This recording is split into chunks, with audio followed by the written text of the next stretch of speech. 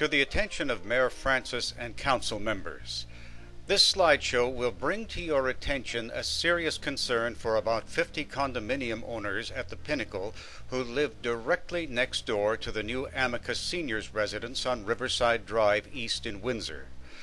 A city staff report before council on June 28, 2010 will seek council's renewed support for city planning and building staff zoning bylaw recommendations re the Amica seniors residence. Until the Amica building was built, we enjoyed an unparalleled location with high-quality views of garden parkland just across the street and the river beyond. Many of our homeowners are senior citizens who worked hard and saved for their dream condominium.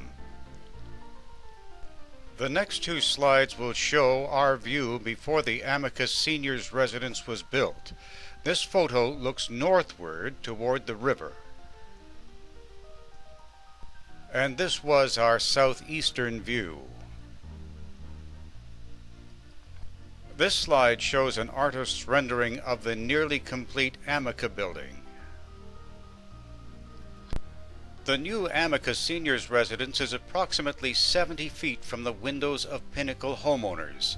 At any one time, at least 50 units look into each apartment.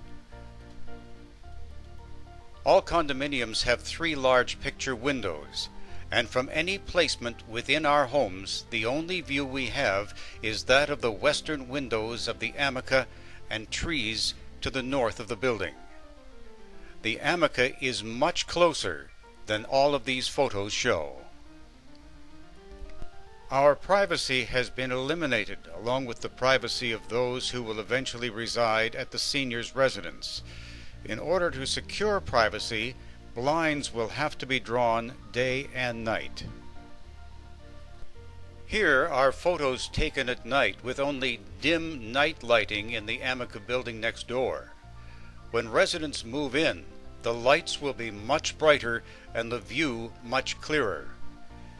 Again, the building is much closer than these photos would indicate.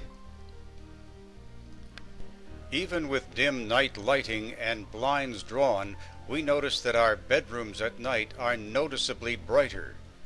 The amount of light pollution will be heightened when all rooms are fully occupied and lights are no longer dim at the Amica. Having our blinds drawn day and night means that fresh air will be blocked from entering our condo units. On the eastern side of the Amica building is the Glengarda condominium. Condo owners there are not affected as the Glengarda faces outwards toward the street and the river. It should be noted that the distance between the Glengarda and the Amica residence is much greater than that between the Pinnacle and the Amica. Architects have also created an alcove in the Amica building designed to give Glengarda owners a totally unobstructed view to the west. It may be only coincidence that the developer is the same Mady construction. The only view Pinnacle owners have is that of the western side of the Amica building and tall trees to the north of the Amica building.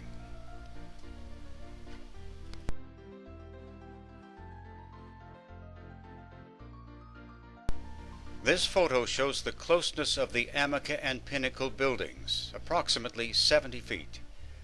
The height of the Amica completely blocks out direct sunlight from ever entering most Pinnacle condominiums. This is because of the steep gradient. Sunlight has a direct effect on plants and the general mood of homeowners, many of whom, again, are senior citizens. Pinnacle condo owners have also noticed increased occasional wind howls between the two buildings that were not there before. We can't prove that a wind tunnel exists, but the results of the closeness of the buildings are obvious to Pinnacle homeowners. This is a view of the rear of the two buildings, the Amica on the right, the Pinnacle on the left. This photo was taken during Amica building construction from the center of our den. You will note that the only view is that of the adjacent building. In order to see sky, It's necessary to be within inches of the window and look straight upward. The same is true to see ground. Please note the tree in the den. 1 year, almost to the day, after this photo was taken, most of the leaves on that tree were gone because of the direct sunlight blockage. Building Department Chief Leanne Doyle will have photos to corroborate. This is a view from our balcony looking northward toward the park and the river. The trees completely block any view. This is our view from the living room about 10 feet from the window. The view is blocked by trees to the left and the Amica building to the right. A very partial sky view may be seen above the trees, very partial indeed, provided you stand within 5 feet from the window. Further back, the sky view is obliterated, as is the ground view. From our other 2 large picture windows, no sky view is possible or ground view unless you are inches from the glass. To sum up, we have lost all privacy, and the same will be true for residents of the Amica Seniors residence. They too will have lost their privacy. We have lost views of sky, distance, parkland, river, and ground.